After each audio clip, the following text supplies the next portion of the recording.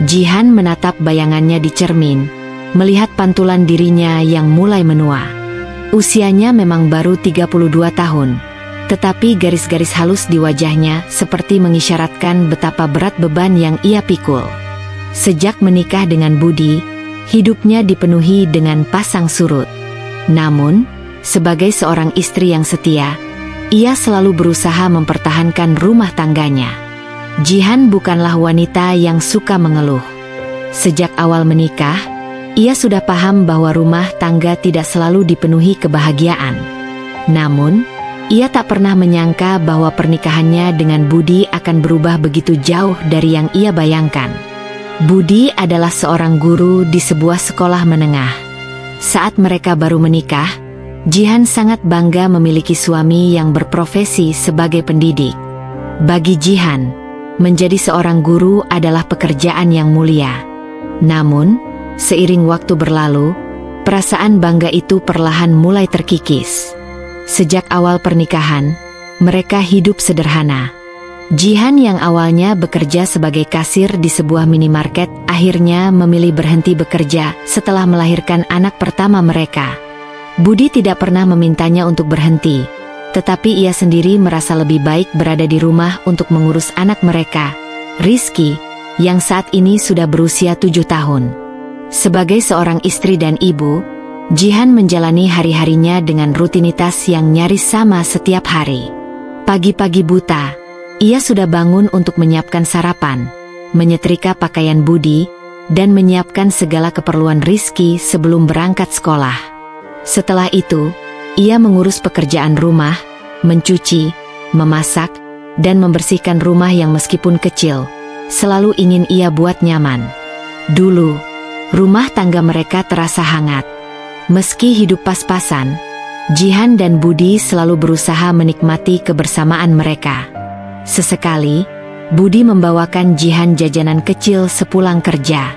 Kadang, mereka duduk berdua di teras sambil bercerita tentang hari-hari mereka. Namun, semua itu berubah. Beberapa bulan terakhir, Budi semakin sering pulang larut malam. Jika dulu ia selalu berusaha menyempatkan diri untuk makan malam bersama keluarga, kini kebiasaan itu mulai hilang. Ia selalu punya alasan. Kadang ada rapat guru, kadang ada tugas tambahan di sekolah. Kadang ia hanya mengatakan bahwa ia lelah dan ingin langsung tidur. Yang lebih menyakitkan, kehangatan dalam pernikahan mereka seakan-akan menguap begitu saja. Dulu, Budi selalu mengecup kening Jihan sebelum berangkat kerja. Sekarang, ia hanya berlalu begitu saja, bahkan tanpa menoleh. Jihan sebenarnya bukan tipe wanita yang curigaan. Ia selalu percaya pada suaminya. Namun, akhir-akhir ini, firasatnya mengatakan ada sesuatu yang salah. Semua bermula ketika Jihan mulai memperhatikan perubahan kecil dalam sikap Budi. Ponselnya yang dulu sering ia letakkan sembarangan, kini selalu ia bawa kemana-mana. Saat ada pesan masuk, Budi terlihat buru-buru membaca dan membalasnya, seakan tidak ingin Jihan tahu. Perubahan itu semakin terasa saat Jihan menemukan aroma parfum asing di baju kerja Budi. Ia tahu betul bahwa Budi bukan tipe pria yang terlalu peduli pada wewangian.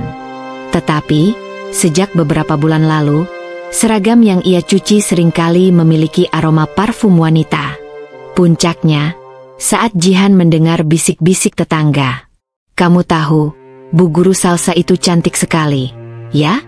Banyak guru pria yang katanya suka padanya." "Iya, apalagi dia janda muda.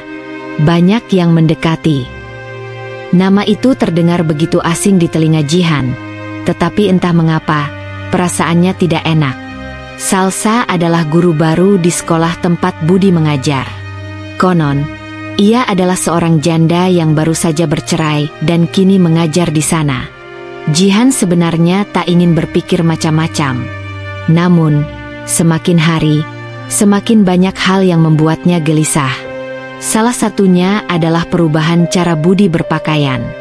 Dulu, suaminya itu tidak terlalu peduli dengan penampilan. Kemeja yang ia setrika seringkali dipakai seadanya. Tetapi, kini Budi selalu terlihat rapi, bahkan menyemprotkan sedikit parfum sebelum berangkat kerja. Dan yang paling menyakitkan, Budi semakin jarang menyentuhnya. Jihan masih ingat malam-malam di mana mereka berbagi cerita, saling menggenggam tangan, atau sekadar duduk berdua di ruang tamu. Sekarang, semua itu seperti menjadi kenangan yang jauh. Saat ia mencoba menanyakan apakah ada sesuatu yang mengganggu Budi, jawaban yang ia terima selalu sama. "Aku hanya lelah, Jihan." Berkali-kali Jihan mencoba meyakinkan dirinya bahwa ia hanya berlebihan, bahwa mungkin suaminya benar-benar sibuk dan lelah dengan pekerjaannya. Tetapi, semakin ia berusaha menepis rasa curiga itu, semakin banyak hal yang membuatnya bertanya-tanya. Malam itu, Jihan duduk di ranjang sambil menatap ponselnya. Ia mencoba mengingat kapan terakhir kali Budi memeluknya dengan penuh kasih sayang. Ia menarik napas dalam-dalam, menahan rasa sakit di dadanya. Jika memang ada sesuatu yang terjadi, ia harus mengetahuinya. Ia tidak bisa terus hidup dalam ketidakpastian seperti ini. Dan disitulah ide itu muncul.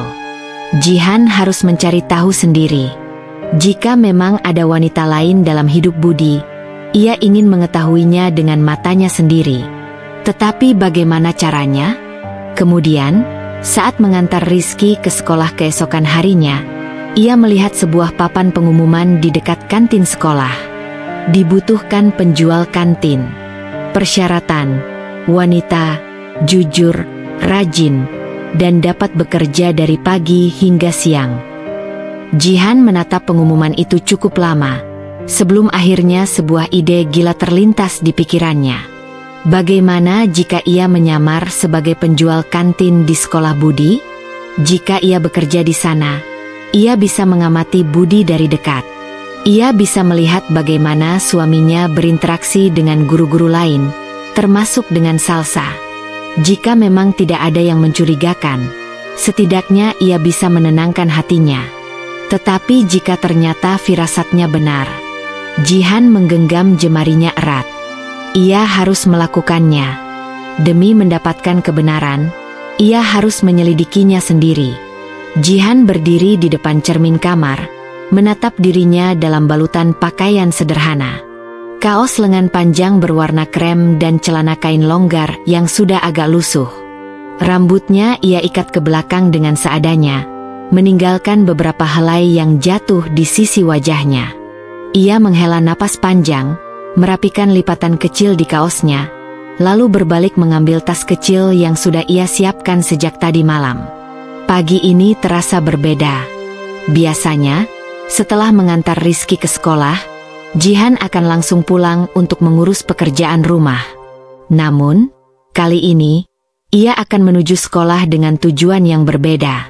Setelah menemukan pengumuman lowongan kerja di kantin sekolah, Jihan menghabiskan malam dengan berpikir. Ia menimbang-nimbang apakah keputusannya ini benar. Namun, semakin ia memikirkan perubahan sikap Budi, semakin kuat tekadnya.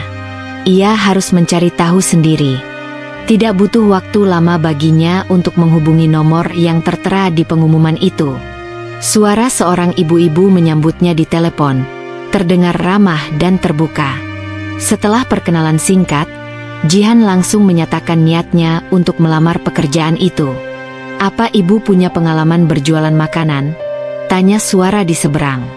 Jihan tersenyum kecil, meskipun tahu orang di telepon tidak bisa melihatnya. "Saya sering memasak di rumah, Bu. Kalau untuk berjualan, mungkin belum pernah secara langsung, tapi saya cepat belajar." Wanita itu tertawa pelan. "Tidak masalah. Yang penting bisa membantu menyiapkan makanan dan melayani anak-anak dengan sabar. Besok pagi bisa datang ke kantin untuk mulai mencoba." Jihan mengangguk, meski lagi-lagi lawan bicaranya tidak bisa melihat. "Baik, Bu. Terima kasih atas kesempatannya."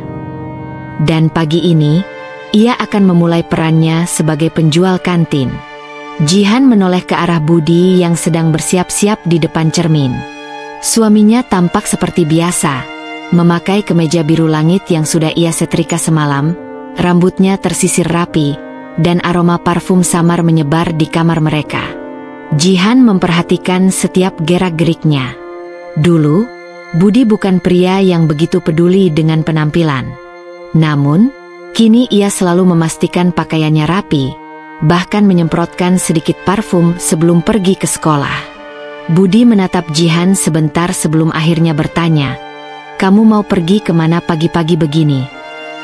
Jihan tersenyum kecil, sudah menyiapkan jawabannya sejak tadi malam. "Aku mau membantu teman yang punya warung. Katanya dia butuh bantuan sementara. Lumayan buat tambah-tambah uang belanja." Budi hanya mengangguk pelan tanpa menaruh kecurigaan. "Jangan terlalu capek." Jihan menahan napas sejenak, lalu berkata, "Kamu juga hati-hati di sekolah." Budi tidak merespons, hanya mengambil tasnya dan melangkah keluar kamar. Jihan menatap punggung suaminya yang semakin menjauh. Ada sesuatu yang terasa berbeda. Dingin. Jarak yang semakin lebar di antara mereka. Setelah mengantar Rizky ke sekolah seperti biasa, Jihan tidak langsung pulang. Ia berjalan ke arah kantin yang berada di bagian belakang gedung sekolah. Dari kejauhan, ia sudah bisa melihat beberapa anak-anak berkeliaran. Beberapa guru berjalan melewati lorong menuju kelas masing-masing. Matanya mencari sosok yang familiar, Budi. Namun, suaminya sudah menghilang ke dalam ruangan guru sebelum ia sempat menangkap bayangannya lebih lama. Setibanya di kantin, seorang wanita parubaya dengan tubuh sedikit berisi dan wajah ramah menyambutnya. "Kamu yang kemarin telepon, ya?" "Jihan." Jihan mengangguk dan tersenyum sopan. "Iya, Bu." Wanita itu mengulurkan tangan. "Saya Bu Wati, pemilik kantin ini. Senang bisa bertemu denganmu. Ayo, sini, saya kenalkan dengan yang lain." Jihan mengikuti Bu Wati ke dalam kantin yang tidak terlalu besar, tapi cukup ramai karena berhadapan langsung dengan halaman sekolah. Ada beberapa meja kayu kecil tempat anak-anak bisa makan, sementara di bagian dalam terdapat etalase kaca berisi aneka gorengan, kue, dan makanan ringan. "Ada 2 orang lagi yang membantu di sini," kata Bu Wati, menunjuk 2 perempuan lain yang lebih muda. "Ini Siti dan Rina. Mereka sudah lama bekerja di sini." Siti dan Rina tersenyum ramah, dan Jihan membalas dengan anggukan kecil. "Senang bertemu kalian. Kerjanya tidak berat, kok," kata Bu Wati sambil membuka satu wadah besar berisi nasi uduk yang baru saja matang. "Tugasmu nanti lebih ke membantu menyiapkan makanan dan melayani anak-anak saat jam istirahat. Kalau ada waktu luang, bantu beres-beres juga." "Bisa." Jihan mengangguk mantap. "Bisa, Bu." Pekerjaan ini bukanlah sesuatu yang sulit. Meski ia tidak pernah berjualan sebelumnya, ia terbiasa memasak dan mengurus rumah. Baginya, ini hanya perpanjangan dari rutinitasnya sehari-hari. Namun, tentu saja, ada alasan lain mengapa ia berada di sini. Selama beberapa jam pertama, Jihan mencoba beradaptasi dengan suasana kantin. Ia belajar cara menyusun makanan di etalase, membantu membungkus nasi uduk dan gorengan, serta melayani anak-anak yang datang membeli jajanan. Saat jam istirahat tiba, kantin mulai dipenuhi murid-murid yang lapar. Suasana menjadi ramai, suara anak-anak bercampur dengan gelak tawa dan percakapan seru. Jihan sibuk melayani pembeli, tetapi sesekali matanya melirik ke arah gedung sekolah. Ia tahu Budi pasti ada di ruang guru, atau mungkin di kantin guru yang berada tidak jauh dari sini. Namun, Jihan tidak ingin bertindak gegabah. Ia harus sabar, mengamati, dan menunggu waktu yang tepat.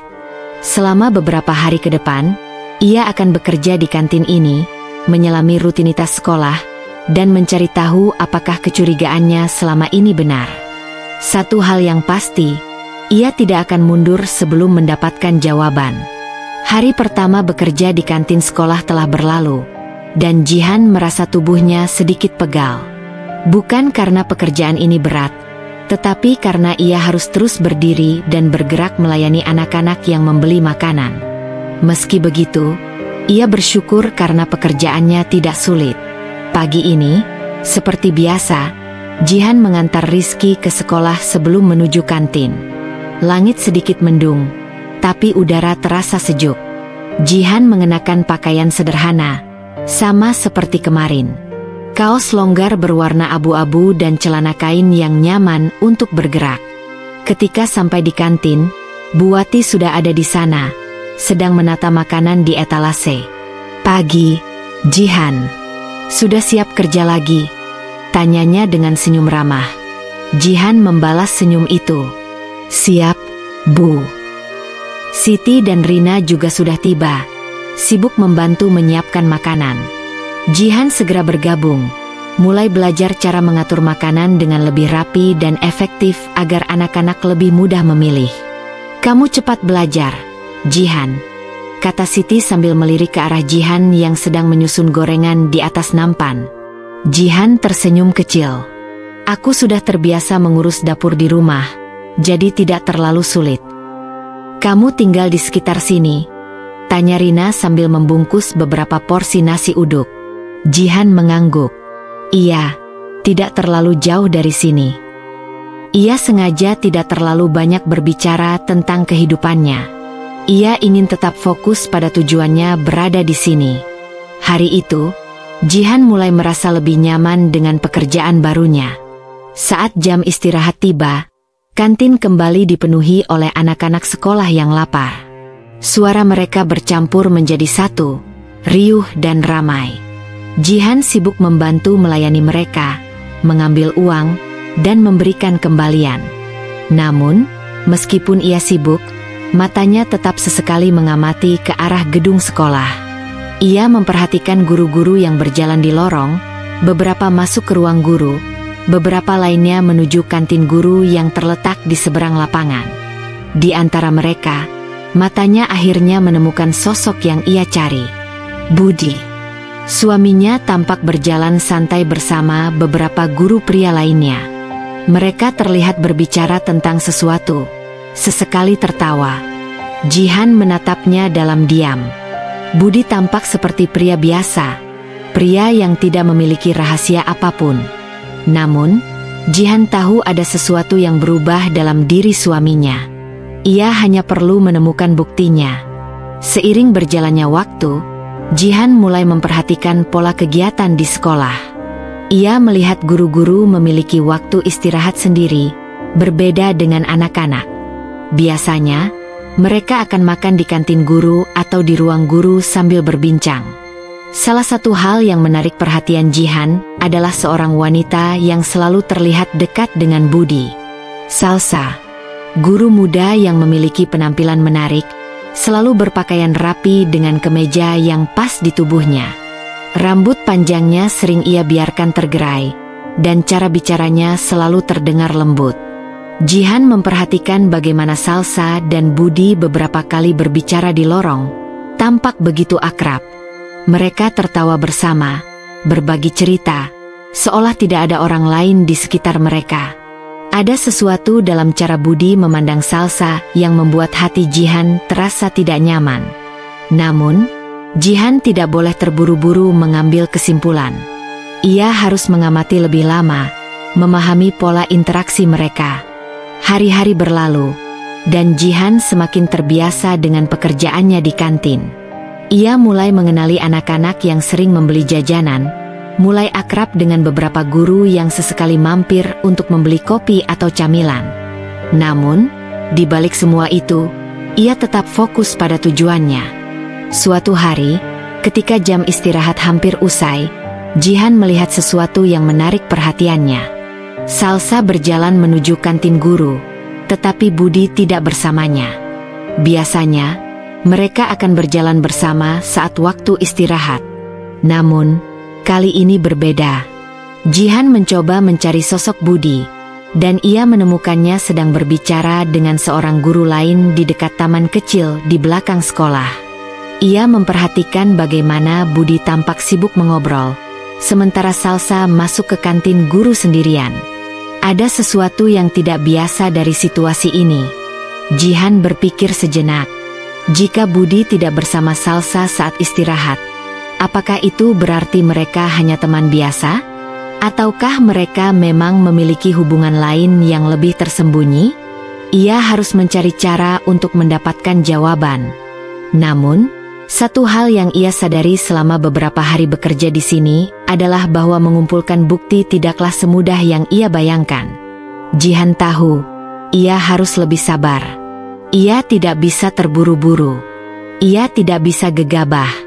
Untuk saat ini, ia hanya bisa mengamati, menunggu, dan mencari celah. Dan saat waktunya tiba, ia akan siap untuk menghadapi kenyataan, apapun itu. Hari-hari berlalu dengan ritme yang semakin Jihan kenali. Setiap pagi, ia akan mengantar Rizky ke sekolah, lalu langsung menuju kantin untuk memulai pekerjaannya. Pagi di sekolah selalu dimulai dengan kesibukan.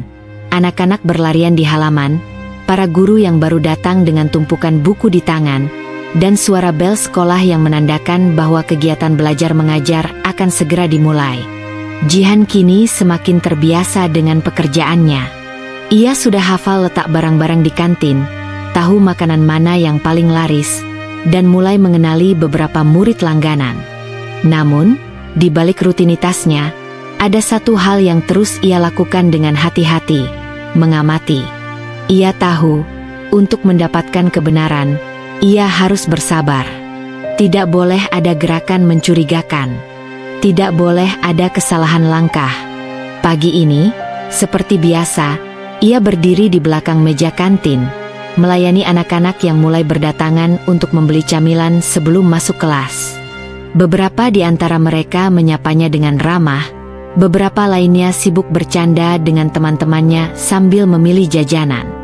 Bu Wati berjalan mendekat dan tersenyum. Jihan, kamu sudah mulai terbiasa dengan ritme di sini, ya? Jihan tersenyum kecil. Iya, Bu. Saya sudah mulai hafal apa yang harus dilakukan. Bu Wati tertawa pelan. Bagus. Kerja di kantin itu butuh ketangkasan. Apalagi saat jam istirahat nanti. Kamu harus siap-siap, karena anak-anak pasti akan menyerbu kantin seperti biasa. Jihan mengangguk. Ia sudah cukup mengenal situasi saat jam istirahat tiba. Kantin akan penuh sesak, antrean akan mengular, dan semuanya harus bekerja cepat agar tidak terjadi kekacauan. Namun, meski ia sibuk, matanya tetap tajam mengamati lingkungan sekitarnya.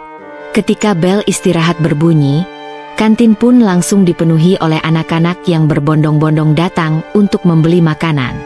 Suasana menjadi lebih ramai, suara mereka bercampur menjadi satu. Jihan tetap bekerja dengan tenang, namun ia juga menyempatkan diri untuk mengamati area sekitar kantin. Matanya mencari satu sosok yang ia tunggu-tunggu. Budi. Suaminya biasanya akan muncul di sekitar jam istirahat.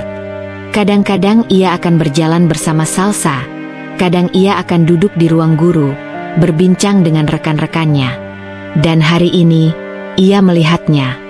Budi berjalan santai menuju kantin guru, dan seperti yang Jihan duga, Salsa ada di sana. Mereka terlihat berbicara sebentar sebelum akhirnya masuk ke dalam kantin guru. Jihan menghela napas pelan. Ia masih belum memiliki bukti apapun, tapi nalurinya mengatakan ada sesuatu yang tidak beres. Ia harus lebih teliti lagi. Hari-hari berikutnya, Jihan mulai menyusun rencana kecil. Ia tidak bisa hanya mengandalkan pengamatan dari kejauhan. Ia harus mencari cara untuk mendapatkan lebih banyak informasi.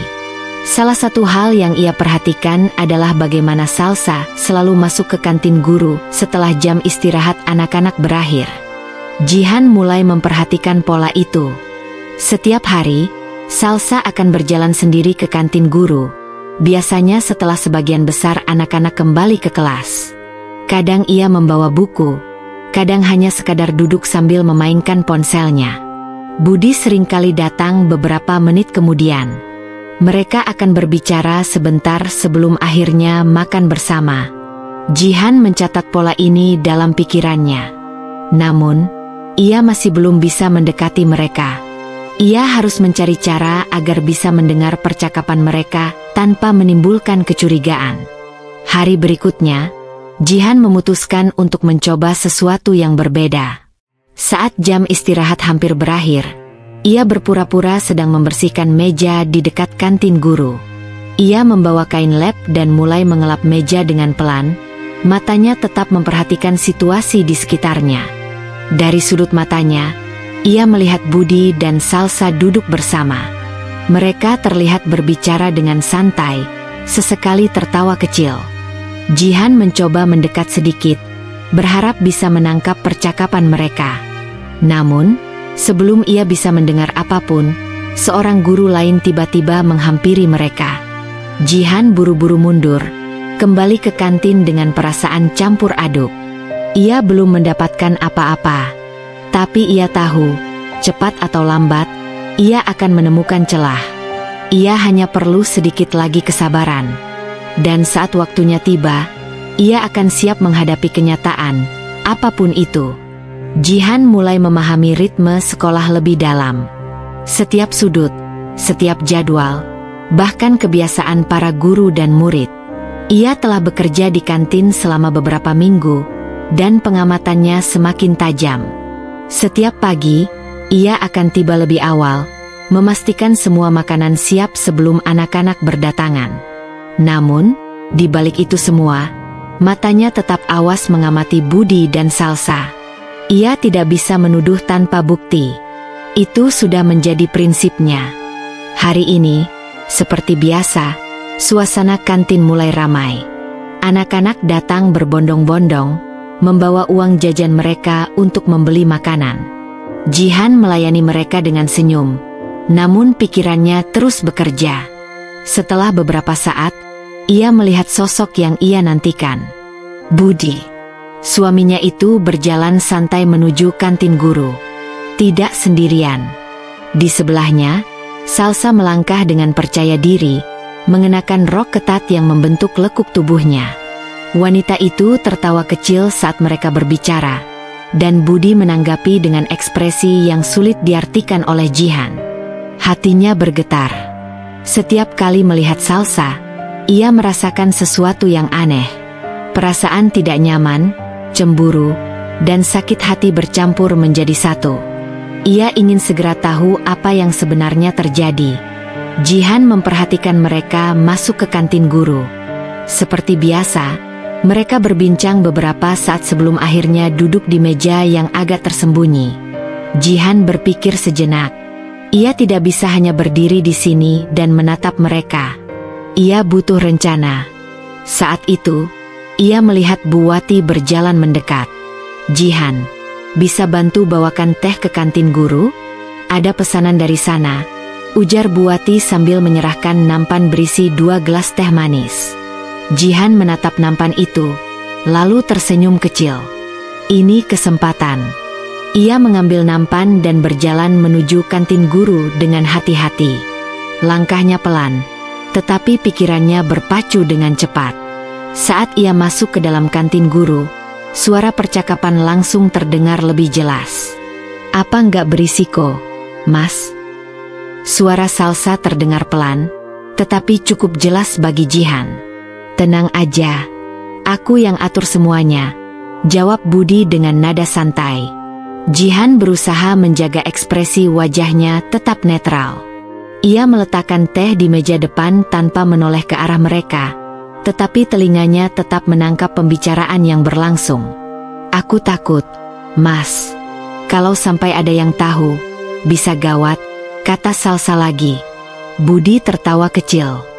Gak ada yang bakal tahu, percaya sama aku. Jihan menggigit bibirnya.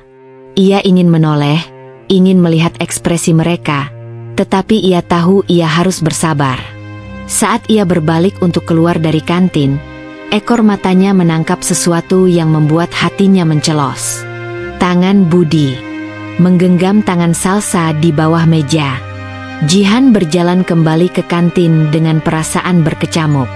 Tangannya gemetar saat meletakkan nampan. Itu hanya sekilas, tetapi cukup untuk menghancurkan pertahanannya. Selama ini ia masih berharap semua ini hanya perasaannya saja, bahwa tidak ada yang terjadi antara mereka. Tapi tidak. Ia melihatnya sendiri. Tangan suaminya menggenggam tangan wanita lain. Malamnya, saat di rumah, Jihan duduk termenung di ruang tamu. Budi baru saja pulang, meletakkan tasnya dengan santai lalu menghela napas panjang. Hari ini capek banget, gumamnya, lalu duduk di sofa. Jihan mengamati wajah suaminya. Wajah yang dulu selalu membuatnya merasa tenang, kini justru menghadirkan luka. Ia ingin bertanya, ingin menuntut kejujuran. Namun, ia menahan diri. Belum saatnya. Aku buatkan teh, ya? Tanya Jihan, mencoba bersikap biasa. Budi hanya mengangguk tanpa menoleh. Saat ia menuju dapur, pikirannya kembali bekerja. Ia butuh lebih dari sekadar firasat. Ia butuh bukti nyata. Dan ia akan mendapatkannya, bagaimanapun caranya. Malam itu, Jihan tidak bisa tidur. Matanya menatap langit-langit kamar, tetapi pikirannya berputar-putar pada kejadian siang tadi. Bayangan tangan Budi yang menggenggam tangan Salsa terus menghantui pikirannya. Jantungnya berdebar kencang, bukan karena cinta, tetapi karena luka yang semakin menganga. Selama ini, ia selalu berusaha menjadi istri yang baik, mengurus rumah, menyiapkan makanan, menjaga segala hal agar tetap harmonis. Namun, kini ia merasa seperti orang asing di dalam rumahnya sendiri. Ia melirik ke samping. Budi tertidur nyenyak, seolah tidak ada beban apapun di hatinya. Jihan menghela napas panjang. Jika ia langsung bertanya, Budi pasti akan mengelak. Ia mengenal suaminya. Budi bukan tipe pria yang mudah mengakui kesalahan, apalagi jika belum ada bukti konkret. Jadi, ia harus lebih cerdik. Ia harus mengumpulkan bukti yang lebih jelas. Dengan hati-hati, Jihan bangun dari tempat tidur. Ia melangkah pelan menuju ruang tamu, lalu duduk di sofa dengan ponsel di tangannya. Ia mulai membuka galeri, mencari foto-foto lama. Foto pernikahannya, foto saat mereka masih bahagia. Senyuman Budi yang dulu terasa hangat, kini terasa asing. Jihan menggigit bibir. Bagaimana bisa semuanya berubah begitu cepat? Ia menutup galeri dan membuka aplikasi pencatatan. Lalu, ia mulai menulis hal-hal yang mencurigakan. Budi sering pulang lebih malam dari biasanya. Dia semakin sering mengecek ponselnya, seolah menyembunyikan sesuatu. Kedekatannya dengan Salsa terlihat tidak wajar. Aku melihat sendiri tangannya menggenggam tangan Salsa. Jihan membaca ulang daftar itu. Itu sudah cukup menjadi alasan untuk mencurigai, tapi belum cukup untuk mengungkap kebenaran. Ia butuh sesuatu yang lebih. Sebuah bukti yang tidak bisa disangkal. Saat itulah ide itu muncul di kepalanya. Ia akan mengawasi mereka lebih dekat. Selama ini, ia hanya memperhatikan dari kejauhan. Namun, kali ini ia harus lebih berani. Ia harus menemukan cara untuk masuk ke dalam kehidupan mereka tanpa menimbulkan kecurigaan. Dan ada satu cara yang paling memungkinkan. Menjadi lebih dekat dengan Salsa. Keesokan paginya, Jihan bersiap lebih awal dari biasanya. Ia mengenakan pakaian yang lebih rapi, memastikan penampilannya tidak mencolok, tetapi tetap sopan. Saat tiba di kantin, ia mulai mengamati dengan lebih cermat. Hari ini, ia punya misi baru. Ia ingin mencari tahu lebih banyak tentang Salsa. Ketika waktu istirahat tiba, Salsa datang ke kantin seperti biasa. Hari ini, ia mengenakan blus berwarna merah marun dan rok hitam yang membentuk lekuk tubuhnya dengan sempurna. Jihan menarik napas panjang, lalu memberanikan diri untuk berbicara. Bu Salsa, pagi ini terlihat sibuk ya? Katanya dengan nada ramah. Salsa menoleh dan tersenyum. Ah, iya. Banyak tugas yang harus diperiksa. Jihan mengangguk. Pasti melelahkan.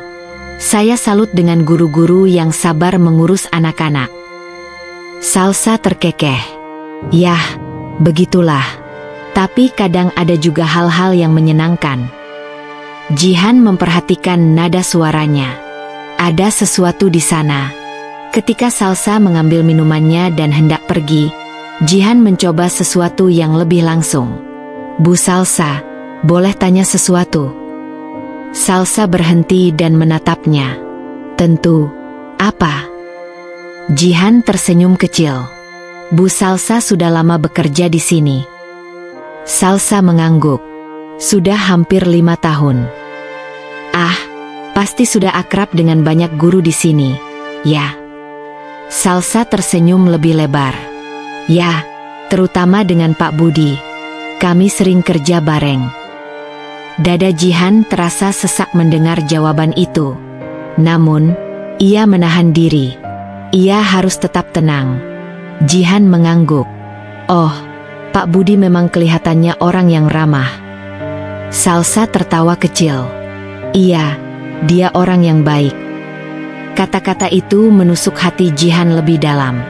Salsa kemudian berpamitan, dan Jihan hanya bisa melihat punggungnya yang menjauh. Ada sesuatu dalam cara Salsa berbicara tentang Budi. Seolah ada sesuatu yang mereka bagi bersama. Dan Jihan akan mencari tahu apa itu. Malamnya, Jihan duduk di ruang tamu sambil memainkan ponselnya. Budi masih belum pulang. Jam sudah menunjukkan pukul 9 malam. Hatinya semakin resah. Ia lalu membuka ponselnya dan mencoba sesuatu yang belum pernah ia lakukan sebelumnya. Ia membuka aplikasi pelacakan lokasi yang pernah ia pasang diam-diam di ponsel Budi beberapa bulan lalu, saat ia mulai merasa ada yang tidak beres. Dulu, ia tidak pernah benar-benar menggunakannya. Namun malam ini, ia butuh jawaban. Ia menekan tombol pencarian. Beberapa detik kemudian, sebuah titik muncul di layar. Dan titik itu bukan berada di kantor Budi. Bukan juga di jalan menuju rumah. Melainkan di sebuah kafe di sudut kota. Jihan merasakan sesuatu yang panas menjalar di dadanya. Ia menatap layar itu lama. Dan saat itu, ia tahu, ia harus pergi ke sana. Tanpa berpikir panjang, Jihan mengambil jaketnya, meraih kunci motor, dan keluar dari rumah. Udara malam terasa dingin menusuk kulitnya, tetapi itu tidak mengurangi panas di dalam dadanya. Ia ingin tahu, ia harus tahu, apa yang sebenarnya dilakukan suaminya di sana, dan siapa yang bersamanya. Jihan mengendarai motornya dengan kecepatan sedang. Sepanjang jalan, pikirannya berputar. Ia masih berharap, meskipun harapan itu semakin tipis. Setelah 15 menit, akhirnya ia sampai di depan kafe itu. Lampunya temaram, suasananya tenang. Jihan memarkir motornya di sudut dan menarik napas dalam-dalam. Ia harus tetap tenang. Ia tidak boleh gegabah. Dengan langkah pelan, ia mendekati jendela kafe, mencoba melihat ke dalam. Dan di sanalah mereka, Budi dan Salsa, duduk berhadapan di sebuah meja di pojok ruangan, dengan cahaya lampu remang-remang yang menerangi wajah mereka. Mereka berbicara dengan ekspresi serius. Sesekali, Budi tersenyum. Lalu, sesuatu terjadi yang membuat dunia Jihan runtuh seketika. Salsa mengulurkan tangan ke arah Budi, dan Budi menggenggamnya. Jihan berdiri di luar kafe, tubuhnya membeku. Udara malam yang dingin seakan tak lagi terasa. Matanya tidak bisa berpaling dari pemandangan itu. Hatinya berteriak, tetapi bibirnya terkatup rapat. Saat itu, ia tahu, ia sudah mendapatkan jawabannya. Jihan masih berdiri di luar kafe dengan hati yang berdegup kencang. Pandangannya tertuju pada kedua orang yang sedang duduk di dalam, berbincang dengan wajah penuh rahasia. Tangan Budi yang menggenggam tangan Salsa masih terpampang jelas di depan matanya. Udara malam semakin dingin, tetapi tubuhnya terasa panas oleh kemarahan yang mendidih di dalam dada. Ia mengepalkan tangannya kuat-kuat, menahan diri agar tidak langsung menerobos masuk dan membuat keributan. Tidak, ia tidak akan melakukan sesuatu yang gegabah. Ia harus berpikir jernih. Jika ia hanya mengonfrontasi Budi sekarang, lelaki itu pasti akan berkilah. Akan ada sejuta alasan yang dilontarkan, dan ia hanya akan dianggap istri cemburu yang tidak tahu apa-apa. Tidak, itu bukan caranya. Ia butuh sesuatu yang lebih besar. Sesuatu yang akan membuat Budi dan Salsa tidak bisa mengelak lagi. Jihan menarik napas panjang, berbalik perlahan, lalu berjalan menjauh dari kafe. Ia tidak ingin berlama-lama melihat pemandangan itu. Hatinya sudah cukup hancur, dan kini saatnya berpikir bagaimana membalas semuanya dengan cara yang tepat. Malam itu, ketika sudah kembali ke rumah, Jihan duduk di ruang tamu dengan ponsel di tangannya. Tangannya gemetar, tetapi pikirannya berputar cepat. Jika ia ingin menjebak mereka, ia harus melakukannya dengan rapi dan terencana. Pikirannya berkelana ke berbagai skenario. Ia membayangkan kemungkinan-kemungkinan yang bisa terjadi. Apa yang akan dilakukan Budi jika ia tahu istrinya sudah mengetahui perselingkuhannya? Apa yang akan dilakukan Salsa jika rahasianya terbongkar? Jihan harus memastikan semuanya berjalan sesuai rencana. Pertama, ia perlu mengumpulkan lebih banyak bukti. Satu kejadian di kafe mungkin belum cukup untuk mematahkan semua alasan yang akan dibuat Budi. Ia butuh sesuatu yang lebih konkret. Sesuatu yang tidak bisa dibantah. Ia membuka galeri di ponselnya, menelusuri foto yang tadi sempat ia ambil diam-diam dari luar kafe. Gambar itu cukup jelas. Budi dan Salsa duduk bersama, tangan mereka saling menggenggam. Tapi ini baru permulaan. Jihan memikirkan cara untuk mendapatkan lebih banyak bukti. Jika mereka benar-benar berselingkuh, pasti ada komunikasi rahasia di antara mereka. Pasti ada pesan-pesan yang dikirimkan, panggilan telepon yang dilakukan secara diam-diam. Dan satu-satunya cara untuk mengetahuinya adalah dengan mengakses ponsel Budi. Jihan memutar otaknya. Selama ini, Budi memang cukup berhati-hati. Ia tidak pernah meninggalkan ponselnya sembarangan, apalagi ketika sedang berada di rumah. Namun, ada satu kebiasaan yang selalu dilakukan suaminya, meletakkan ponsel di meja kamar saat mandi. Jika ia bisa memanfaatkan momen itu, ia mungkin bisa menemukan sesuatu. Keesokan harinya, Jihan berusaha bertindak seolah tidak ada yang terjadi. Ia menyiapkan sarapan seperti biasa, tersenyum tipis ketika Budi turun dari kamar dengan wajah yang masih mengantuk. "Pagi," kata Budi singkat, lalu duduk di kursi makan. Jihan hanya mengangguk, menyodorkan secangkir kopi ke hadapan suaminya. Ia mengamati bagaimana Budi mengambil ponselnya, membuka layar sebentar, lalu meletakkannya di atas meja sebelum mulai makan. Jihan memperhatikan gerak-geriknya dengan cermat. Ada sesuatu yang berbeda dari Budi pagi ini. Ia terlihat lebih tenang, tetapi juga lebih berhati-hati. Seakan menyembunyikan sesuatu yang sangat penting. Setelah selesai makan, Budi berdiri dan berjalan menuju kamar mandi. Seperti yang sudah Jihan perkirakan, ia meninggalkan ponselnya di atas meja. Ini kesempatannya. Jihan segera mengambil ponsel itu, menarik napas dalam-dalam sebelum mencoba membuka kunci layar. Ia tahu Budi menggunakan pola untuk mengamankan ponselnya. Tetapi karena sudah lama bersama, Jihan mengingat pola yang sering digunakan suaminya. Ia mencoba pola pertama. Gagal. Ia mencoba pola kedua. Masih gagal. Jihan menahan napas. Ia hanya punya satu kesempatan lagi sebelum ponsel itu terkunci sementara. Ia mencoba pola yang ketiga. Dan berhasil. Layar ponsel terbuka, menampilkan berbagai aplikasi yang sering digunakan Budi. Dengan cepat, Jihan membuka aplikasi pesan. Matanya menyusuri daftar kontak dan berhenti pada satu nama yang sangat familiar. Salsa. Tangannya gemetar saat membuka percakapan itu. Begitu melihat isi chat, dadanya langsung terasa sesak. Ada banyak pesan yang dikirimkan di antara mereka. Kata-kata manis, ungkapan rindu, bahkan rencana untuk bertemu kembali. Aku nggak sabar ketemu lagi nanti malam. Jangan terlalu dekat sama istrimu. Aku cemburu. Aku ingin selalu bersamamu. Jihan menelan ludah. Ternyata benar. Semua kecurigaannya selama ini bukan hanya perasaan semata. Suaminya benar-benar telah mengkhianatinya. Tapi Jihan tidak menangis. Tidak lagi. Justru, sesuatu dalam dirinya semakin kuat.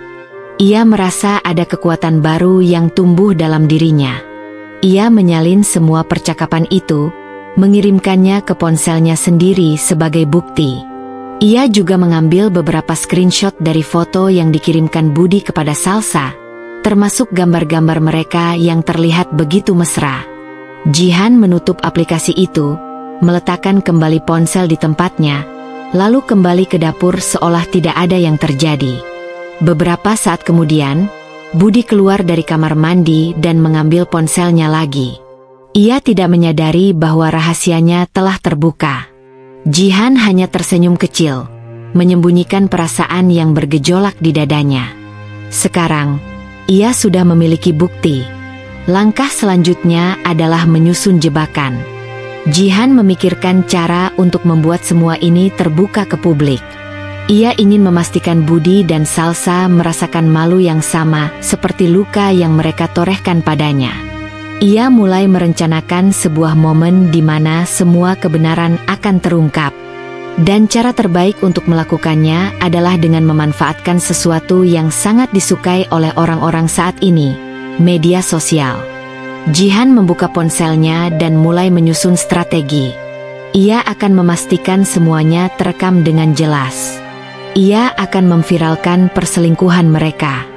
Dan saat itu terjadi, tidak akan ada lagi tempat bagi Budi dan Salsa untuk bersembunyi.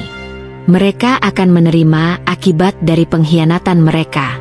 Dan Jihan akan berdiri di sana, menyaksikan semuanya dengan kepala tegak. Karena kali ini, ia tidak akan menjadi korban. Ia akan menjadi pihak yang menang. Malam itu, Jihan duduk di kamar dengan ponsel di tangannya. Cahaya layar menyorot wajahnya yang terlihat tenang. Meski pikirannya berputar cepat menyusun strategi. Di layar ponsel, ia terus membaca ulang percakapan antara Budi dan Salsa yang telah ia simpan. Ia tidak lagi merasa terkejut atau terluka. Perasaan itu sudah berlalu. Yang tersisa kini hanyalah tekad untuk membalas pengkhianatan ini dengan cara yang tidak akan pernah mereka lupakan. Setelah menimbang berbagai kemungkinan, akhirnya Jihan memutuskan tempat yang paling tepat untuk melaksanakan rencananya, sekolah tempat Budi bekerja. Budi adalah seorang guru yang cukup dihormati di sekolahnya. Ia dikenal sebagai pria yang bertanggung jawab dan berdedikasi terhadap pekerjaannya. Reputasi itu yang membuat Jihan yakin bahwa membongkar perselingkuhan ini di tempat kerjanya akan memberikan dampak yang lebih besar. Sekolah bukan hanya tempat di mana Budi bekerja, tetapi juga tempat di mana banyak orang mengenalnya, murid-murid, rekan kerja, bahkan para orang tua murid. Jika semuanya terungkap di sana, tidak akan ada jalan baginya untuk bersembunyi. Namun, Jihan tahu bahwa ini tidak bisa dilakukan secara sembarangan. Ia harus memiliki bukti yang cukup kuat dan cara yang tepat untuk mengekspos semuanya di hadapan banyak orang. Langkah pertama, mengamati kebiasaan Budi di sekolah. Jihan mulai mengingat-ingat semua hal yang pernah diceritakan Budi tentang pekerjaannya. Budi mengajar mata pelajaran olahraga di sebuah sekolah menengah. Setiap pagi, ia berangkat lebih awal dan biasanya pulang lebih lambat dibandingkan guru-guru lain. Ia sering beralasan bahwa ia harus mengurus administrasi atau melatih ekstrakurikuler. Jihan kini menyadari bahwa semua alasan itu bisa saja digunakan untuk menyembunyikan perselingkuhannya. Jika Budi benar-benar memiliki hubungan dengan Salsa, ada kemungkinan mereka bertemu di sekolah atau di sekitar area itu. Jihan memutuskan untuk melakukan pengamatan sendiri. Hari pertama pengamatan. Keesokan paginya, Jihan berpura-pura memiliki urusan di luar rumah. Setelah Budi berangkat, ia mengambil mobilnya dan mulai menuju sekolah tempat suaminya bekerja. Ia tidak langsung memasuki area sekolah, tetapi berhenti di sebuah warung kecil di seberang jalan. Dari sana, ia memiliki pandangan cukup jelas ke arah gerbang sekolah. Jihan menunggu dengan sabar, mengamati setiap orang yang keluar masuk area itu. Matanya terus mencari sosok yang sudah tidak asing baginya, Salsa. Setelah beberapa jam berlalu, ia mulai merasa gelisah. Mungkin Salsa tidak akan datang hari ini. Atau mungkin mereka memiliki cara lain untuk bertemu yang tidak terduga. Namun, tepat ketika ia hampir menyerah dan berencana untuk kembali, ia melihat sebuah mobil berhenti di dekat sekolah. Seorang wanita turun dari mobil itu. Jihan langsung mengenalinya. Salsa. Wanita itu mengenakan pakaian formal yang cukup rapi, tetapi dengan gaya yang lebih santai dibandingkan guru lain yang masuk ke dalam sekolah. Jihan memperhatikan bagaimana Salsa melangkah dengan percaya diri, memasuki area sekolah tanpa hambatan. Jihan langsung menyalakan kamera ponselnya, mengambil beberapa gambar dari kejauhan. Ini adalah bukti pertama yang ia dapatkan. Salsa datang ke sekolah tempat Budi bekerja. Namun, ini belum cukup. Ia perlu lebih banyak bukti. Hari kedua pengamatan. Jihan kembali ke tempat yang sama, kali ini dengan rencana yang lebih matang. Ia tidak hanya mengamati dari luar, tetapi juga mencari cara untuk mendapatkan akses lebih dekat ke dalam sekolah. Ia ingat bahwa sekolah itu cukup terbuka untuk para orang tua yang ingin menemui guru atau melihat aktivitas anak-anak mereka. Dengan berpura-pura sebagai orang tua murid, Jihan masuk ke dalam sekolah, berjalan dengan santai di koridor, seolah sedang mencari sesuatu. Ia melihat beberapa guru berkumpul di ruang guru, berbincang santai. Budi tidak ada di sana. Matanya terus bergerak, mencari sosok suaminya. Hingga akhirnya, dari kejauhan, ia melihat Budi berjalan ke arah belakang gedung sekolah, di mana terdapat lapangan olahraga dan beberapa ruang penyimpanan alat olahraga. Dan yang membuat Jihan semakin yakin bahwa ada sesuatu yang mencurigakan adalah Salsa ada di sana. Wanita itu berdiri di dekat lapangan, menunggu. Jihan segera mencari tempat tersembunyi untuk mengamati mereka. Ia berdiri di balik pohon yang cukup besar, tidak terlalu jauh dari tempat Budi dan Salsa bertemu. Ia melihat bagaimana Salsa tersenyum saat Budi mendekatinya. Jihan menahan napas ketika melihat suaminya berhenti di depan Salsa, lalu berbicara dengan suara yang rendah. Ia tidak bisa mendengar dengan jelas, tetapi dari bahasa tubuh mereka, semuanya sudah cukup jelas. Lalu, sesuatu yang lebih mengejutkan terjadi. Budi meraih tangan Salsa, menggenggamnya erat, lalu menariknya ke sudut yang lebih tersembunyi di belakang bangunan. Jihan segera mengambil ponselnya, merekam momen itu. Ia melihat bagaimana Budi berbicara dengan wajah yang lembut, bagaimana Salsa tertawa kecil, lalu menatapnya dengan tatapan penuh arti. Mereka tidak menyadari bahwa ada seseorang yang sedang merekam semuanya. Jihan merasa tangannya bergetar, tetapi ia tetap berusaha untuk merekam dengan stabil. Bukti ini sudah cukup. Namun, Jihan belum puas. Ia ingin lebih dari sekadar rekaman dari kejauhan. Ia ingin sesuatu yang akan membuat semuanya benar-benar terbongkar di hadapan orang banyak. Langkah kedua, memancing mereka ke dalam jebakan. Jihan menyusun rencana yang lebih besar. Ia ingin memastikan bahwa tidak hanya dirinya yang melihat kebohongan ini, tetapi juga semua orang di sekolah, para guru, staf, bahkan murid-murid. Dan cara terbaik untuk melakukan itu adalah dengan memanfaatkan momen di mana semua orang berkumpul. Ia mengingat bahwa setiap akhir bulan, sekolah biasanya mengadakan rapat besar yang dihadiri oleh semua guru dan staf. Jihan memutuskan bahwa saat itulah waktu yang paling tepat. Ia mulai menyusun cara untuk memastikan bahwa bukti yang ia miliki dapat terlihat oleh semua orang. Malam itu, Ia mengedit video rekaman yang ia ambil, memastikan bahwa semua adegan terlihat jelas. Ia juga menggabungkan tangkapan layar percakapan antara Budi dan Salsa ke dalam video itu. Ia menyiapkan semuanya dengan hati-hati. Ketika waktunya tiba, ia akan memastikan bahwa semua orang akan melihat pengkhianatan ini dengan mata kepala mereka sendiri. Dan setelah itu, tidak akan ada lagi tempat bagi Budi dan Salsa untuk bersembunyi. Malam itu, setelah semua bukti terkumpul, Jihan duduk di depan meja belajarnya dengan mata yang terus tertuju pada layar laptop. Video yang telah ia edit beberapa jam lalu masih terbuka. Ia menonton ulang rekaman itu, memastikan tidak ada yang terlewat. Tangannya bergerak di atas mouse, mengatur pencahayaan dan kontras agar wajah Budi dan Salsa terlihat jelas. Setiap kali melihat suaminya menggenggam tangan wanita itu, mengobrol dengan ekspresi lembut, sesuatu di dalam hatinya terasa mengeras. Luka itu sudah ada, tetapi kini tidak lagi menyakitkan seperti sebelumnya. Yang tersisa hanyalah tekad untuk memastikan mereka mendapatkan balasan yang setimpal. Pikirannya terus berputar. Ia harus memastikan bahwa rencana ini berjalan tanpa hambatan. Tidak boleh ada celah bagi Budi dan Salsa untuk mengelak atau mencari alasan. Jihan menarik napas dalam, lalu mulai menyusun langkah selanjutnya. Memastikan momen yang tepat. Sekolah tempat Budi mengajar selalu mengadakan rapat bulanan untuk para guru dan staf. Acara ini biasanya berlangsung di aula utama dan dihadiri hampir seluruh tenaga pendidik. Selain membahas perkembangan akademik, rapat ini juga sering digunakan untuk menyampaikan pengumuman penting. Jihan ingat, dalam rapat sebelumnya yang pernah Budi ceritakan, mereka menggunakan proyektor besar yang terhubung ke layar di depan aula. Itulah yang akan ia manfaatkan.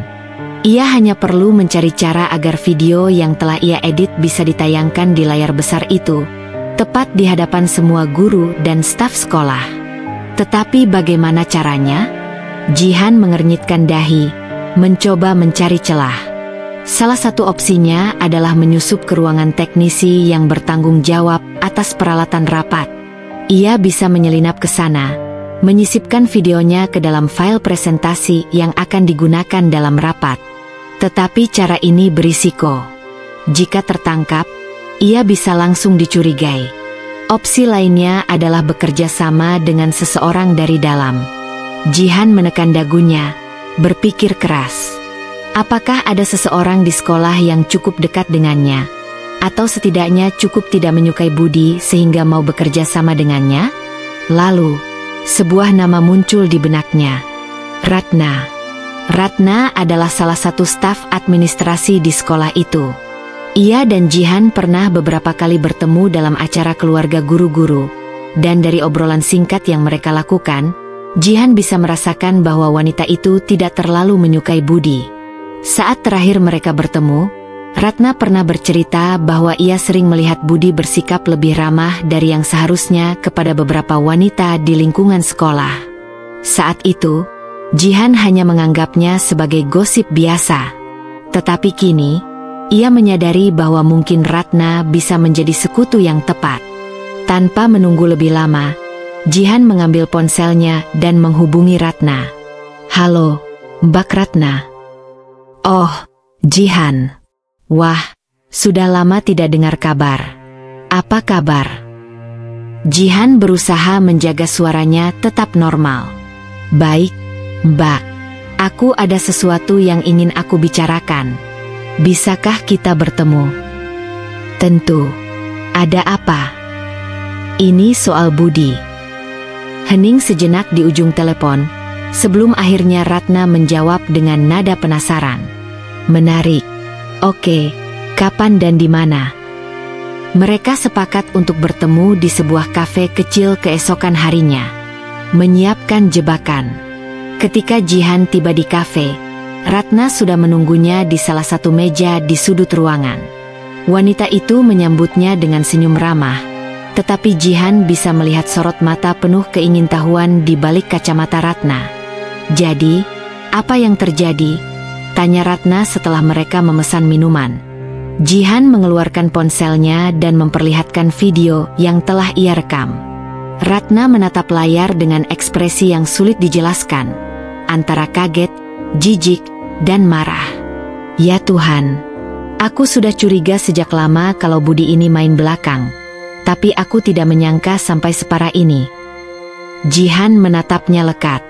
Aku ingin mempermalukan mereka di depan semua orang, dan aku butuh bantuanmu. Ratna menatapnya beberapa detik sebelum akhirnya mengangguk.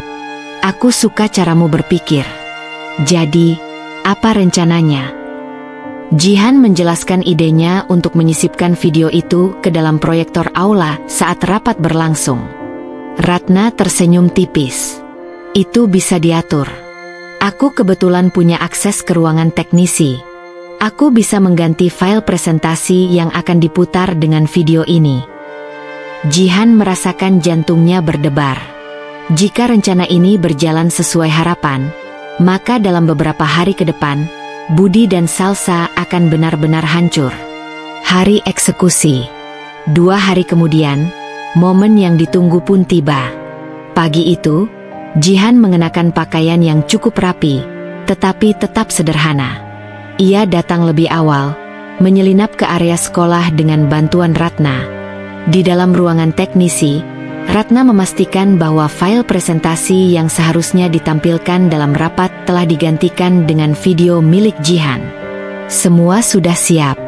Tinggal tunggu waktunya, bisik Ratna dengan nada penuh semangat. Jihan mengangguk. Tangannya sedikit berkeringat, tetapi ia tetap tenang. Ia ingin memastikan bahwa ia berada di dalam aula saat semuanya terungkap. Saat jam rapat semakin mendekat, satu persatu guru dan staf mulai memenuhi aula.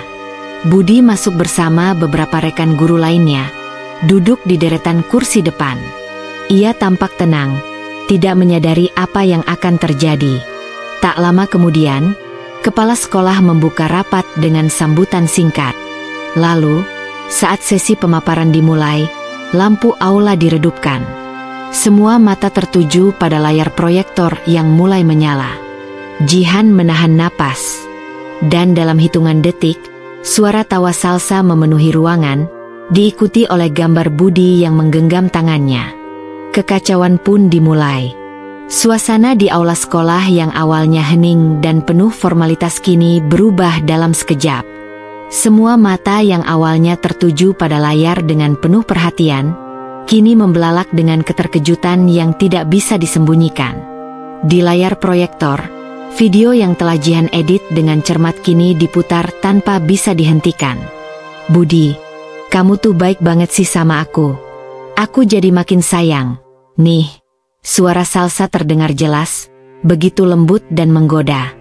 Lalu, diikuti dengan suara Budi yang membalasnya dengan nada yang sama lembutnya. Kamu itu memang spesial, Salsa. Aku selalu nyaman kalau sama kamu. Terdengar tawa kecil dari Salsa, dan kemudian tampak di layar bagaimana Budi menggenggam tangannya dengan begitu erat. Reaksi di dalam aula bermunculan seketika. Beberapa guru mulai berbisik satu sama lain, beberapa lainnya mengerutkan dahi dengan ekspresi tak percaya. Para staf yang duduk di bagian belakang tampak saling bertatapan, sementara kepala sekolah yang berada di barisan depan memandang layar dengan raut wajah tegang. Budi yang duduk di kursi barisan depan tiba-tiba menegang. Wajahnya yang awalnya tenang kini berubah pucat. Ia menoleh ke kiri dan kanan, seakan mencari seseorang yang bisa menjelaskan apa yang terjadi. Ini, apa? Suaranya tercekat, nyaris tidak terdengar. Salsa, yang saat itu juga berada di aula karena ia adalah staf administrasi, langsung menundukkan wajahnya. Matanya membesar, dan kedua tangannya gemetar saat ia mencoba menutupi wajahnya yang mulai merah padam. Namun video itu belum selesai. Di layar, adegan berganti.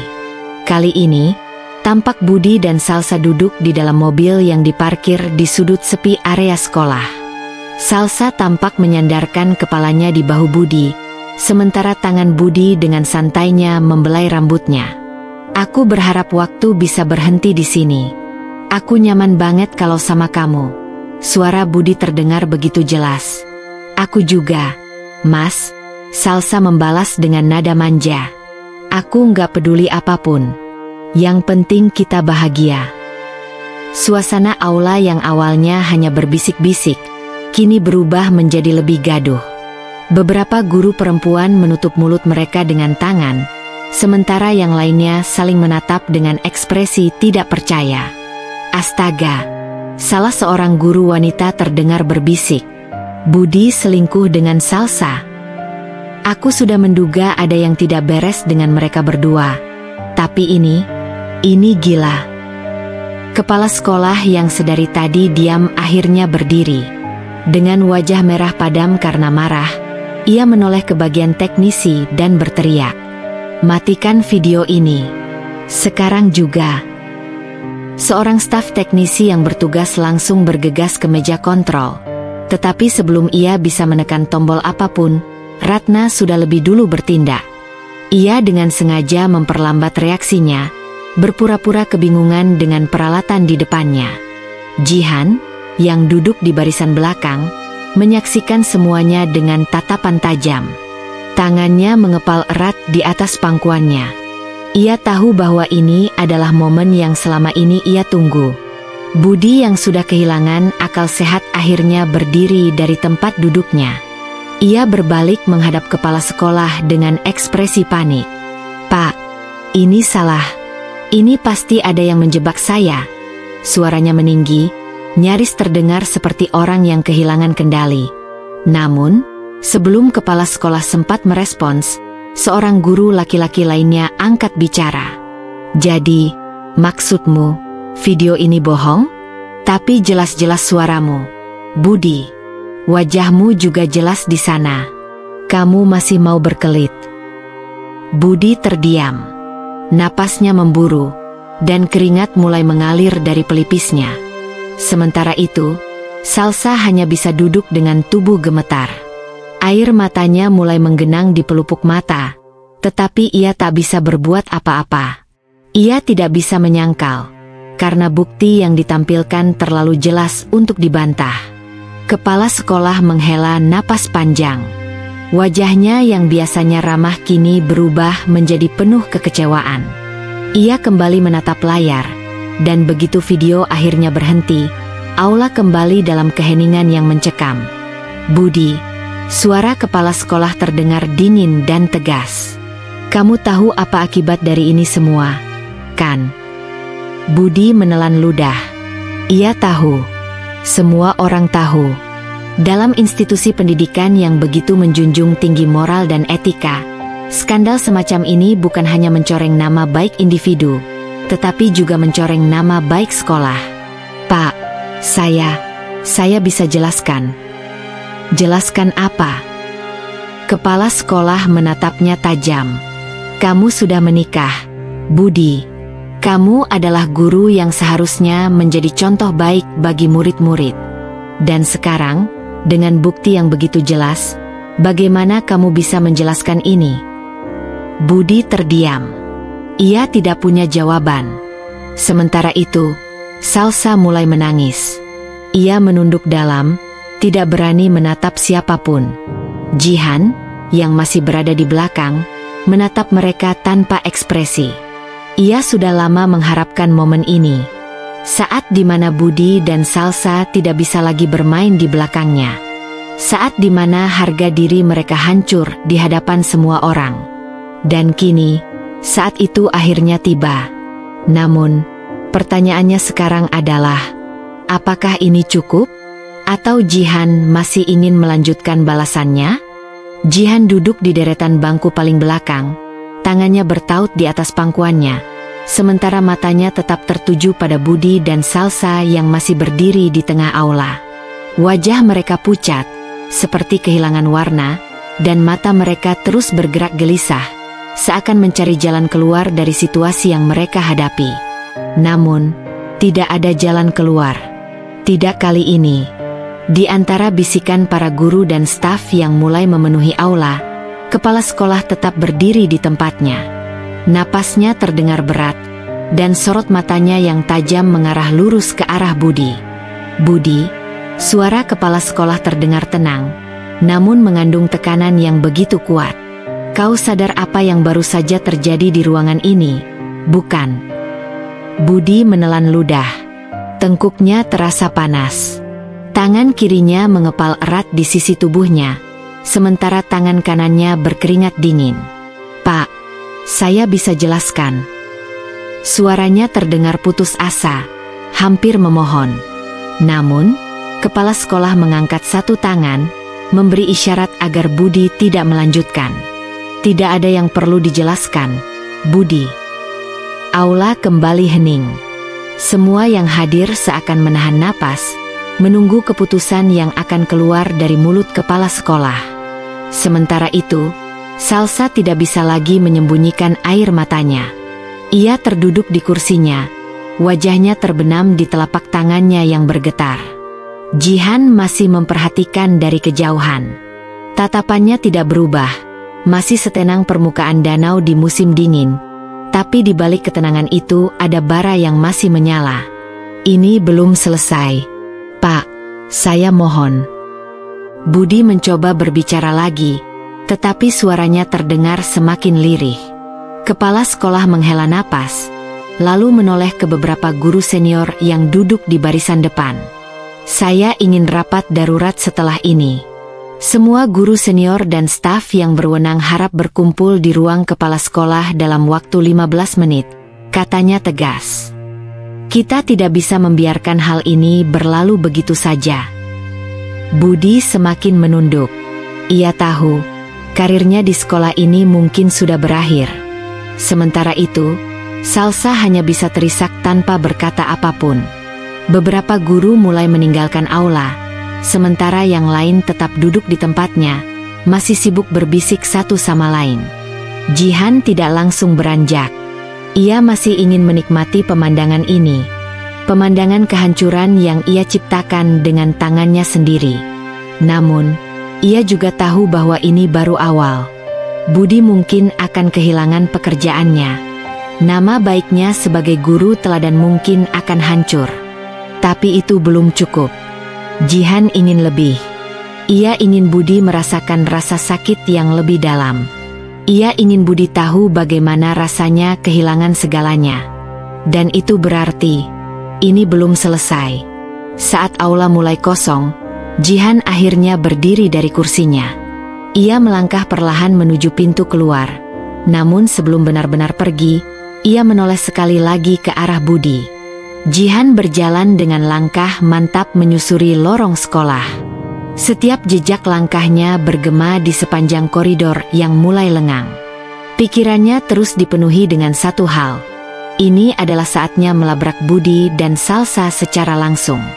Tangannya mengepal erat. Dadanya bergemuruh penuh emosi yang tertahan. Ia sudah menunggu saat ini sejak lama, sejak kecurigaannya mulai muncul. Sejak hatinya mulai remuk oleh kenyataan bahwa lelaki yang telah ia percayai sepenuh hati ternyata menusuknya dari belakang. Di ujung lorong, Jihan melihat pintu ruang guru terbuka. Ia mempercepat langkahnya, lalu berdiri di ambang pintu. Di dalam ruangan itu, Budi tengah duduk dengan kepala tertunduk. Salsa duduk di sudut ruangan dengan wajah yang masih basah oleh air mata. Jihan menarik napas dalam, lalu masuk ke dalam ruangan. Langkahnya begitu tegas, penuh dengan kekuatan yang berasal dari rasa sakit dan kekecewaan. Budi mengangkat kepalanya begitu melihat Jihan masuk. Wajahnya berubah drastis, dari ekspresi penuh beban menjadi ketakutan yang sulit ia sembunyikan. "Jihan." Suaranya terdengar gemetar. Jihan tidak langsung menjawab. Ia membiarkan keheningan yang mencekam menyelimuti ruangan itu. Tatapannya beralih ke Salsa yang kini menghindari kontak mata dengannya. "Kalian pikir aku akan diam saja setelah melihat semua ini?" Suara Jihan akhirnya terdengar, dingin dan menusuk. Budi menelan ludah. Wajahnya semakin pucat. "Jihan, aku bisa jelaskan." Jihan tertawa sinis. "Jelaskan apa, Budi? Bahwa ini semua hanya salah paham?" Bahwa aku melihat sesuatu yang tidak seharusnya aku lihat? Jangan buat aku tertawa. Budi terdiam. Ia tahu tidak ada gunanya berbohong lagi. Salsa akhirnya membuka suara, meskipun suaranya terdengar lemah. Jihan, aku minta maaf. Jihan menoleh ke arah Salsa, menatapnya dengan tajam. Maaf? Ia mengulang kata itu dengan nada mengejek. Kau meminta maaf setelah menghancurkan rumah tanggaku. Salsa menunduk semakin dalam. Air matanya kembali menetes. Jihan, aku tidak pernah berniat seperti ini. Cukup, potong Jihan tajam. Aku tidak ingin mendengar alasan dari seorang pengkhianat. Ruangan itu kembali sunyi. Jihan kembali menatap Budi, kali ini dengan mata yang berkaca-kaca. Aku ini istrimu, Budi. Aku orang yang selalu mendukungmu, yang selalu berada di sampingmu. Tapi ini yang kau balas padaku. Suaranya bergetar. Budi mencoba mengulurkan tangannya untuk menggenggam tangan Jihan. Tetapi Jihan mundur selangkah, menolak sentuhan itu. Jangan sentuh aku, ucapnya lirih. Budi menutup matanya sesaat, seolah berharap ini semua hanya mimpi buruk yang akan segera berakhir. Namun, saat ia membuka matanya kembali, Jihan masih berdiri di depannya, penuh dengan kemarahan dan luka. Aku ingin kau tahu satu hal, Budi, lanjut Jihan dengan suara yang lebih stabil. Aku tidak akan pernah bisa memaafkanmu. Budi terdiam. Dan aku ingin kita bercerai. Perkataan itu bagaikan petir yang menggelegar di telinga Budi. Matanya melebar, wajahnya semakin memucat. Jihan, jangan. Suaranya terdengar putus asa. Namun, Jihan sudah mengambil keputusan. Tidak ada yang bisa mengubahnya lagi. Salsa masih menangis di sudut ruangan, tetapi Jihan tidak peduli lagi. Perempuan itu telah menghancurkan hidupnya, sama seperti Budi. Tanpa menunggu jawaban dari Budi, Jihan berbalik dan melangkah keluar dari ruangan. Langkahnya mungkin terasa berat, hatinya mungkin masih sakit, tetapi ia tahu satu hal. Ia tidak akan membiarkan dirinya terus terperangkap dalam kebohongan dan pengkhianatan ini. Ini adalah awal dari kehidupan barunya. Dan Budi akan merasakan sendiri akibat dari semua yang telah ia perbuat. Hari itu, Jihan melangkah keluar dari sekolah dengan perasaan yang sulit dijelaskan. Ada sakit yang masih mengendap di hatinya, tapi ada juga kelegaan luar biasa. Ia telah mengatakan apa yang harus dikatakannya. Ia telah mengambil keputusan yang benar. Namun, ini belum berakhir. Masih ada hal-hal yang harus ia selesaikan, terutama mengenai perceraian dengan Budi. Jihan sudah lelah hidup dalam kebohongan. Setelah sampai di rumah, ia langsung menghubungi pengacara. Ia ingin semuanya diselesaikan secepat mungkin. Tidak ada lagi alasan untuk bertahan dalam pernikahan yang sudah rusak. Budi mencoba menghubunginya berkali-kali, mengirim pesan, menelepon, bahkan datang ke rumah. Tapi Jihan tidak ingin melihatnya lagi.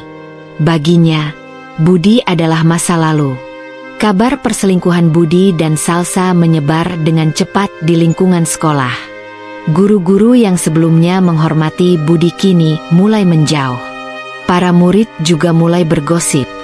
Salsa kehilangan kredibilitasnya sebagai seorang guru. Para wali murid mulai mengajukan keluhan kepada pihak sekolah. Mereka tidak ingin anak-anak mereka diajar oleh seseorang yang telah merusak rumah tangga orang lain. Tak butuh waktu lama, kepala sekolah akhirnya memanggil Budi dan Salsa ke ruangannya. Kami sudah menerima banyak laporan dari para wali murid dan guru lainnya, kata kepala sekolah dengan nada serius. Setelah mempertimbangkan semuanya, kami memutuskan untuk memberhentikan kalian berdua dari posisi kalian di sekolah ini. Budi dan Salsa membeku di tempat mereka duduk. Pak, tolong beri kami kesempatan. Budi mencoba bernegosiasi. Namun, kepala sekolah menggeleng tegas. Kami tidak bisa mempertahankan guru yang tidak bisa menjaga etika dan moral. Mohon maaf, keputusan ini sudah final. Hanya dalam hitungan hari, hidup Budi berantakan. Ia kehilangan pekerjaannya, kehilangan wibawanya, dan yang paling menyakitkan, kehilangan Jihan. Sementara itu, Salsa juga mengalami nasib yang sama. Ia kehilangan pekerjaannya dan mulai dijauhi oleh orang-orang di sekitarnya. Bahkan keluarganya sendiri merasa malu atas apa yang telah ia lakukan. Budi yang dulu begitu percaya diri, kini mulai merasakan bagaimana rasanya kehilangan segalanya. Ia mencoba mencari pekerjaan lain, tetapi setiap kali ia melamar ke sekolah lain, namanya sudah lebih dulu tercoreng. Keadaan semakin sulit bagi Budi. Uang tabungannya semakin menipis, dan ia mulai kesulitan memenuhi kebutuhan sehari-hari. Salsa yang awalnya mengira bisa hidup bahagia dengan Budi, mulai merasakan getirnya kenyataan. Hubungan mereka tidak seindah yang ia bayangkan. Tanpa pekerjaan, tanpa penghasilan, tanpa dukungan dari keluarga dan lingkungan, mereka berdua hidup dalam kesulitan. Sementara itu, hidup Jihan mulai berubah menjadi lebih baik. Setelah perceraiannya dengan Budi resmi diputuskan, ia memutuskan untuk memulai hidup baru. Ia kembali fokus pada pekerjaannya, dan berkat kerja kerasnya, ia berhasil mendapatkan promosi di kantornya. Ia juga mulai membuka hatinya untuk kebahagiaan baru. Ia tidak membiarkan masa lalunya menghancurkan masa depannya. Pada suatu hari, Jihan sedang duduk di sebuah kafe ketika ia melihat seseorang yang sudah lama tidak ia temui. Budi. Namun, ia bukan lagi pria yang dulu pernah menjadi suaminya. Ia terlihat lusuh, wajahnya penuh dengan kelelahan, dan pakaiannya sudah tidak serapi dulu. Budi melihat Jihan, dan tatapan mereka bertemu. Jihan hanya tersenyum tipis, lalu beranjak pergi. Budi ingin mengejarnya, ingin mengatakan sesuatu, tetapi ia tahu, sudah terlambat. Jihan telah melanjutkan hidupnya, dan ia tidak akan pernah kembali pada masa lalu yang telah menyakitinya. Dan di sanalah Budi berdiri, menyadari bahwa semua yang ia miliki telah hilang, dan tidak ada yang bisa ia lakukan untuk mengubahnya. Jihan duduk di ruang tamu rumahnya yang kini terasa jauh lebih tenang dibandingkan sebelumnya. Ia menyesap teh hangat di tangannya sambil menatap keluar jendela. Langit sore begitu cerah, seolah mencerminkan hatinya yang perlahan mulai pulih dari luka yang selama ini menggerogotinya. Sudah beberapa bulan sejak ia resmi bercerai dari Budi. Dan selama itu pula, Jihan mulai merasakan hidup yang lebih damai. Tidak ada lagi pertengkaran, tidak ada lagi kecurigaan, tidak ada lagi luka yang harus ia tahan demi mempertahankan hubungan yang ternyata tidak layak dipertahankan. Namun, bukan berarti semuanya langsung berubah begitu saja. Butuh waktu bagi Jihan untuk benar-benar pulih. Ada saat-saat di mana ia masih teringat masa lalunya bersama Budi. Bukan karena ia ingin kembali, tetapi karena kenangan memang tidak bisa begitu saja dihapus. Yang bisa ia lakukan hanyalah menerima bahwa semua itu adalah bagian dari perjalanan hidupnya. Dan ia bersyukur karena pada akhirnya, ia bisa melepaskan semua itu. Sementara itu, kehidupan Budi semakin hari semakin sulit. Setelah dipecat dari pekerjaannya, ia mencoba melamar ke berbagai tempat, tetapi tidak ada yang menerimanya. Nama dan reputasinya sudah terlalu buruk di dunia pendidikan. Ia bahkan sempat mencoba mencari pekerjaan di luar bidangnya, tetapi tanpa pengalaman yang cukup, tidak ada perusahaan yang bersedia menerimanya. Tabungannya semakin menipis, dan untuk pertama kalinya dalam hidupnya, Budi benar-benar merasakan apa itu kejatuhan. Salsa pun mengalami nasib yang tidak jauh berbeda. Keluarganya yang sebelumnya mendukungnya, kini mulai menjauh. Mereka malu dengan perbuatannya yang telah menghancurkan rumah tangga orang lain. Ia yang dulu begitu percaya diri dengan kecantikannya, kini mulai merasa terasing di lingkungannya sendiri. Orang-orang mulai membicarakannya di belakang. Ibu-ibu di kompleks tempatnya tinggal selalu memandangnya dengan sinis. Murid-murid yang dulu ia ajar kini mengenalnya bukan sebagai guru yang mereka hormati, tetapi sebagai perempuan yang merebut suami orang. Salsa tidak menyangka bahwa akibat dari perbuatannya akan sebesar ini. Ia pikir setelah Budi bercerai, mereka bisa menjalani hubungan yang bahagia. Tetapi ternyata, hidup tidak berjalan seperti yang ia bayangkan. Budi yang dulu perhatian padanya, kini berubah. Mereka sering bertengkar, saling menyalahkan satu sama lain atas kehancuran hidup mereka. "Kalau saja kamu tidak menggoda aku dulu, aku tidak akan seperti ini," bentak Budi pada suatu malam ketika mereka sedang bertengkar hebat. Salsa balas menatapnya dengan mata yang berapi-api. "Oh, jadi sekarang kamu menyalahkanku? Kamu sendiri yang memilih berselingkuh. Budi, aku tidak pernah memaksamu. Kalau bukan karena kamu, aku masih punya pekerjaan, masih punya istri yang baik. Aku tidak akan hidup seperti ini." Kata-kata itu menghantam Salsa seperti tamparan keras. Ia tidak menyangka bahwa Budi akan mengatakan hal seperti itu. Bukankah dulu Budi yang berjanji akan selalu bersamanya? Bukankah dulu Budi yang berkata bahwa mereka bisa menjalani hidup lebih baik setelah semuanya berakhir? Tetapi sekarang, semua itu hanya menjadi omong kosong. Salsa menatap Budi dengan mata yang berkilat marah. "Kalau kamu benar-benar mencintai istrimu dulu, kamu tidak akan berpaling ke perempuan lain." Budi terdiam. Kata-kata itu seperti menohoknya dengan sangat dalam. Ia ingin membalas, tetapi tidak ada yang bisa ia katakan. Karena ia tahu, apa yang dikatakan Salsa benar. Pada akhirnya, mereka berdua hanyalah dua orang yang telah menghancurkan hidup masing-masing. Sementara itu, Jihan semakin menikmati hidupnya yang baru. Ia kembali fokus pada pekerjaannya, dan bahkan mulai merintis bisnis kecil-kecilan di bidang kuliner. Ia selalu menyukai dunia memasak, dan kini ia punya cukup waktu dan kebebasan untuk mengejar passionnya. Restoran kecil yang ia buka perlahan mulai dikenal banyak orang. Pelanggannya semakin bertambah, dan ia merasa sangat bangga dengan apa yang telah ia capai. Ia juga mulai membuka hatinya untuk cinta yang baru. Awalnya, Jihan tidak berpikir untuk menjalin hubungan lagi.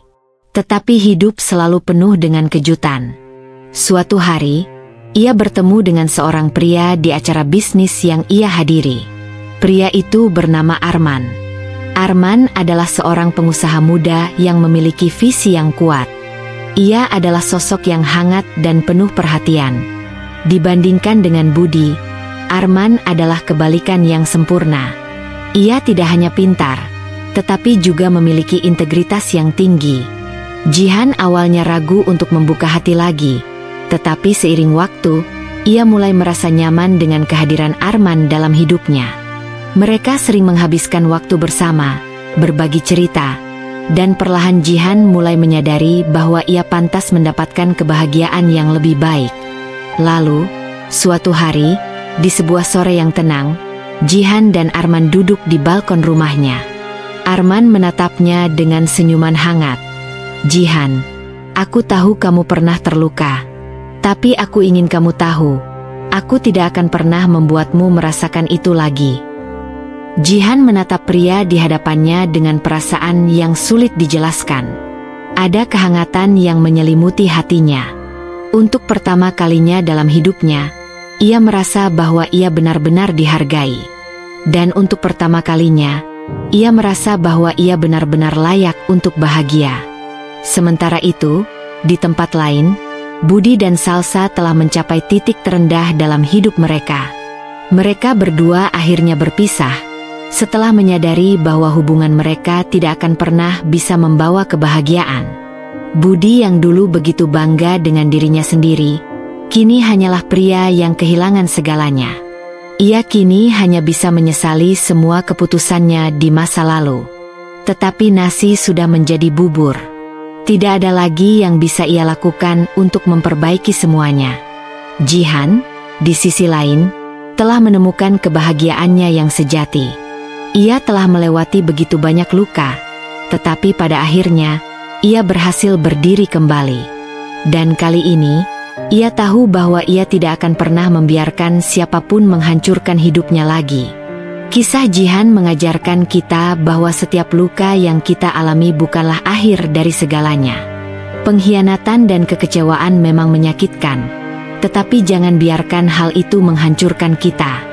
Jangan takut untuk melepaskan sesuatu yang sudah tidak sehat dalam hidup kita, karena seringkali kebahagiaan sejati justru menunggu di balik keberanian untuk melangkah pergi. Ketika seseorang mengkhianati kita, bukan kita yang kalah, tetapi merekalah yang kehilangan seseorang yang tulus mencintai mereka. Jangan membalas dengan cara yang sama, tetapi buktikan bahwa kita bisa hidup lebih baik tanpa mereka. Kebahagiaan yang sejati datang ketika kita belajar menghargai diri sendiri dan tidak membiarkan orang lain menentukan nilai kita. Bagi siapapun yang sedang mengalami masa sulit dalam hubungan, ingatlah bahwa cinta tidak boleh membuatmu merasa tidak berharga. Cinta sejati adalah yang menghormati, mendukung, dan membuatmu tumbuh menjadi pribadi yang lebih baik. Jika seseorang tidak bisa memberimu itu, maka mereka tidak layak untuk berada dalam hidupmu. Terima kasih sudah mengikuti perjalanan cerita ini sampai akhir. Semoga kisah ini bisa menjadi pelajaran berharga dan memberikan inspirasi bagi siapapun yang membacanya. Jika kamu sedang mengalami situasi yang sulit, tetaplah kuat. Percayalah, setelah badai selalu ada pelangi. Hidup ini terlalu singkat untuk dihabiskan dengan orang yang salah. Jadi, pilihlah kebahagiaanmu sendiri. Sampai jumpa di kisah berikutnya.